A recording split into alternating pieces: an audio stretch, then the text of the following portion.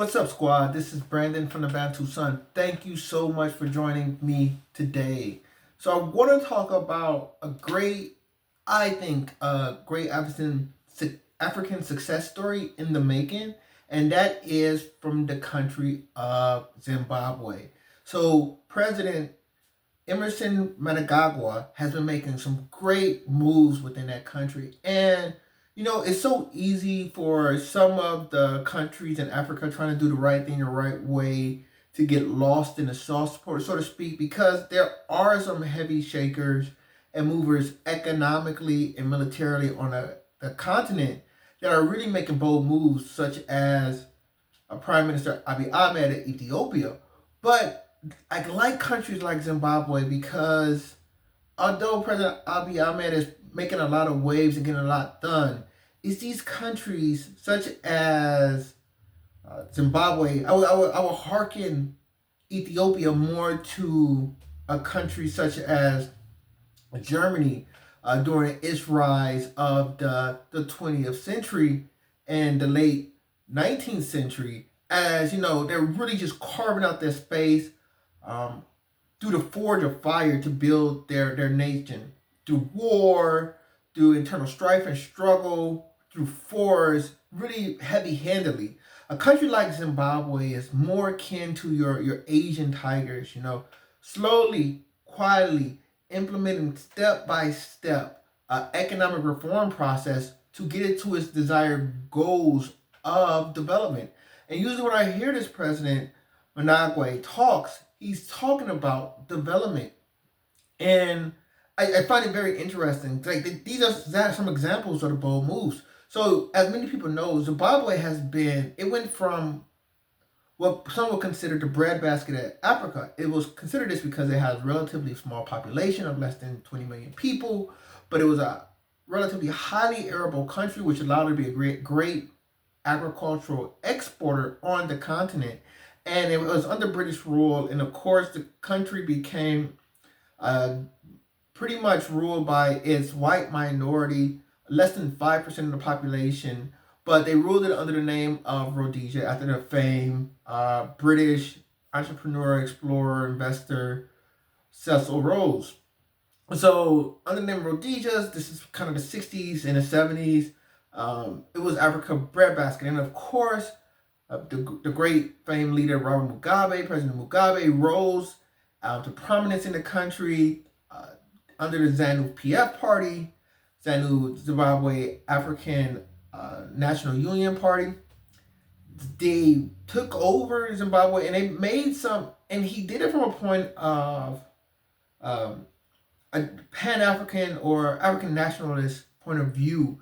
So a lot of what Robert Mugabe, from President Mugabe, was trying to implement was economic justice policies. Of course, it's easy for someone to look at two people and say one person is doing well, one person is doing bad. That person stole from the person. The person doing well must have stole from the person doing not so well. Therefore, the only justice is to take from the person doing well and give to the person not doing so well to balance it out. And it's equivalent. It's equivalent to, if I was to use the analogy of trees in a forest, you'll see a big tree next to a small tree, and you cut the big tree down, assuming that the small tree is going to automatically grow. And it's a lot more it's a lot more complicated than that, especially economics, because people are not finite objects, they're organic. And if you do something to a person, their behavior is going to change. They're not going to maintain. So if you have a productive segment of your society and you punish them for being productive, they're not going to continue to be productive. They're going to cease productivity because it's no longer a benefit for them to be productive. And that's what happened. As these land reclamation acts took place and other economic reforms took place that were at the expense of the privileged class, their productivity dropped without correspondingly the disadvantaged class rising up. There was really no transition. And this is why you can't, regardless of the outcomes you want, this is why you can't have these harsh draconian measures overnight, because people are going to respond faster than legislation can be passed. And that's what happened. And Zimbabwe has suffered through hyperinflation. They have some of the worst. They're infamously known for these crazy amounts of currencies with like 9, 12 zeros on it. Some egregious amount. The currency is fiat. In fact, if you go to Zimbabwe, most common currency used now is the US dollar. And, this is absolutely absurd considering the intent of President Mugabe was to liberate what he would consider liberate Zimbabwe from colonialism and make them a strong country in their own right. And here they are now, 40 odd years later, heavily relying on a currency that's not even produced in their own realm. And Mugabe, after decades of rule, was eventually, some would say, overthrown a military coup, but I just think it was a transition. This reminds me so much of as China evolved. Of course, you have your revolutionary class come in, such as Mao Zedong, but you really need to have the mindset of a person. These are all different roles, and the mindset of a person that fights the good war, that resists corruption, that resists the idea of making amends with his enemy. It's not going to be the same mindset of a person that's intent and committed to economic development. And you see the same thing with in China, where you have Deng Xiaoping and how he ushered in a state of market liberalization despite being under a socialist communist rule. And it shows you what was really important in these countries is the West just went and took what they did and tried to carbon copy that onto Asian and African markets. And these are countries of the old world as well, or regions of the old world as well. And they have deeply entrenched cultural norms. So whereas you can take those Western principles and take them to a country in Australia or the Americas where Europeans greatly populated over the indigenous population, the populations of Africa and Asia are completely different. They're deeply entrenched, deeply rooted. They weren't destroyed by diseases or decimated by European colonialism. In fact, the exact opposite happened. When Europeans tried to colonize and live in Africa, it was Europeans that was dying off. This is why you only see relatively large parts of Europeans in southern Africa in climate most akin to the European climates. So you'll find more Europeans in Angola, especially South Africa, Zimbabwe, Namibia, some of these parts. But obviously, head above shoulders is South Africa, the most southern part of the continent, which is only still less than 10% of the population. So, and in Zimbabwe, which is more north and closer to the tropics, you're dealing with less than 5% of the population that were white, what could be considered European descent. And basically, that population from the height of their rule in Rhodesia in the late 1960s, early 1970s, that is a tenth now. So it was about 300,000 back then. Now it's about 30,000 Europeans in Zimbabwe. So, and the reason this all matters is because Africa needed time to catch up. Africa needed time to understand, okay, this is the new global order. How do we get our culture to align for success in this new global order? Obviously, there are a lot of things infrastructure-wise that they can develop with from outside trade, but it's their responsibility to make sure they're building a framework to allow them to succeed from a cultural point of view. And that's what they're finally doing now. They're doing pragmatic things. They're switching to a gold standard. They switch to a gold standard, the ZIG. So they have a Zimbabwe dollar out there based on a gold standard. This is phenomenal. And this is why I tell people are like, oh, you want to raise hands on Gaddafi. And I have nothing but respect for the former leader of Libya. And I think it was a travesty what happened to Colonel Gaddafi because I understand his dreams and desire. But nevertheless, a lot of people say, oh, it's because he wanted the gold. Well, that can't be the case. Zimbabwe has gold. Now, obviously, Libya and Zimbabwe is two different countries, but what I'm doing is I'm showing how you can set precedent.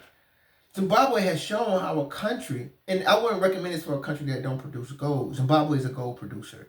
But Zimbabwe has shown that all these people who talk about strong fundamental economic principles, here you go, the only country in Africa based on a gold standard. So you have a situation where uh, this country is telling the world you can trust our currency now. Yeah, we know we hyperinflated before, but now we're making the hard decisions, and that the currency is getting hit right now. But this is medicine that needs to be applied to gain the trust on the world that it has violated this trust for. So they're implementing gold standard. They have political stability. The current president is still a member of the ZANU-PF party. They have a problem. This is one thing I like about them as well. They're landlocked, which is a disadvantage, right? It is a disadvantage to be landlocked because you don't have direct access to the sea. But what they are proven to be is an oasis in this relatively unstable part of the world and relative to this unstable part of Africa. I tell people all the time, anybody that knows me, when I talk about Africa, you ask me the country that I think just has a great geostrategic benefit, could be anything in the world I wanted to be, and in 50 years would be the African powerhouse, I would tell you straight up, Mozambique. I love Mozambique. I think it's I haven't been there, but when you look at the stats, it jumps out at the gym, right? They got coastal, one of the largest coastline, if not the largest coastline, depending on how you count Somalia, the largest coastline on the continent. Resource rich. They good resources too. Natural gas, coal, possible oil, offshore oil. They're next to this great bread basket. This is a highly arable part of the continent. Not that many places have the deep natural harbors in sub-Saharan Africa that Mozambique had. They just got so much going for it. But it is politically under duress. It is economically under duress. And I think a lot of global leaders know Mozambique has great potential. And countries like that, they try to keep unstable because they know the potential. Well, you have a country like Zimbabwe next door. You have a country like Zimbabwe next door that people don't really pay attention to because they look benign. The population is relatively small. Mineral resources aren't to a large extent.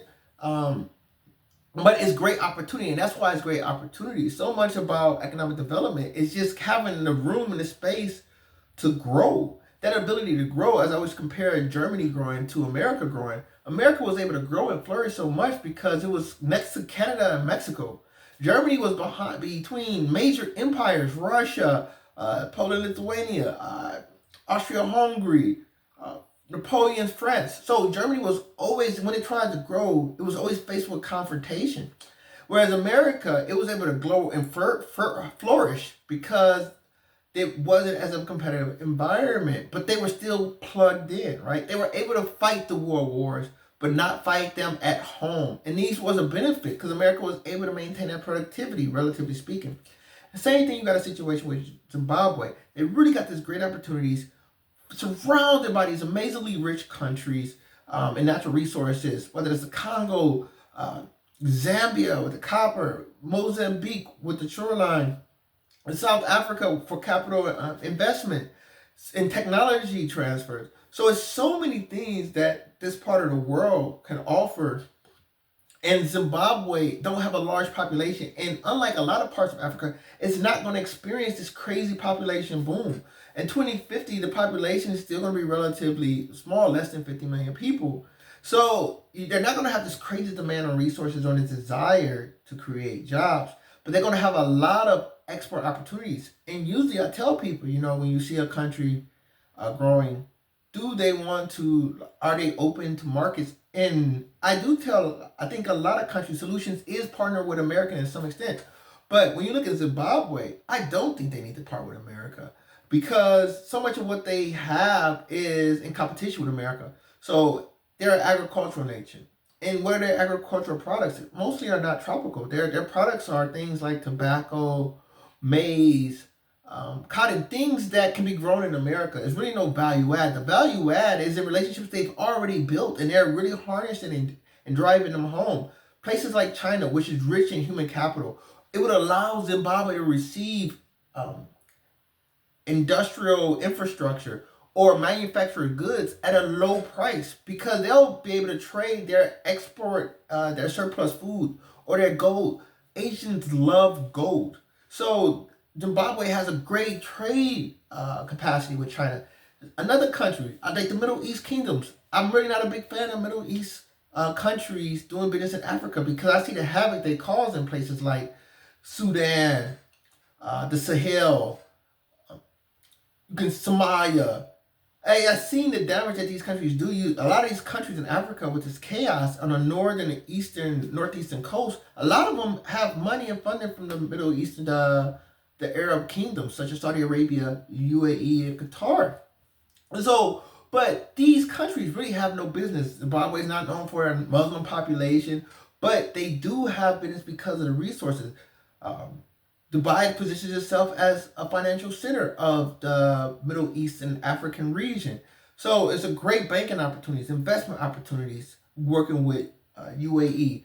Another thing is, as I said, food, food, food. If there's one thing these Arab countries have a lot of, is oil and money, natural gas. One thing they don't have is the stuff you need, food. So you got a great region in Zimbabwe that can really be a vacuum to drawing in capital from human capital rich countries like China that need food and gold, or resource rich countries like the Middle East that need food and gold. So it's great opportunities. And what Zimbabwe can do is take that money, that capital, and invest in home and its human capital to further develop its own resources, but also be a catalyst for the region and take the excess capital to develop into a financial center, to be an investor in their neighbors, such as Zimbabwe, such as Zambia, which may not have the immediate ability because of its population and level of development to go out and have these relationships with China and the Middle East directly. But Zimbabwe can start to be a financial center that Southern Africa can lean on to start to develop the industry. So you can create this whole generation of Zimbabwean entrepreneurs built on the development of its region. So it's opportunity after opportunity after opportunity, and I'm really enjoying a lot of the decisions that are being made in Zimbabwe. And because of the stability, because of its benign nature, and because of its geography, I can't think of a better place. If you're looking to be settle down in Africa, be an investor, be an entrepreneur, start to drive economic development and growth, I couldn't think of a better place to be than the capital of Harare within this region. Because I think the leadership, culture is always going to be number one. Culture is destiny. The leadership mind is changed. It's been a shift.